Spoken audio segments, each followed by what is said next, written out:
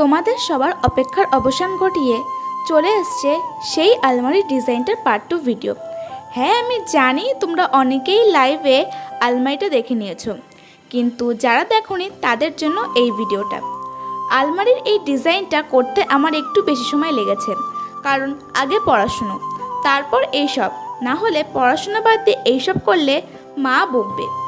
তো যাই হোক, মায়ের অসুস্থতার কারণে স্কুলে না যাওয়ায় এইটুকু সময়ে কমপ্লিট করেছি, না হলে আরও দেরি হয়ে যেত। তো আমি আগের পার্টেও বলেছি, আবারও একবার বলছি, এই আলমারিটা আমার ঠাম্মার সার্ভিস জীবনের, তাই এটা 40 বছরের পুরনো আলমারি। আমার মনে হয় আমার ঠাম্মা যদি আজ বেঁচে থাকতেন তাহলে হয়তো আমার এই কাজটি দেখে খুব খুশি হতেন।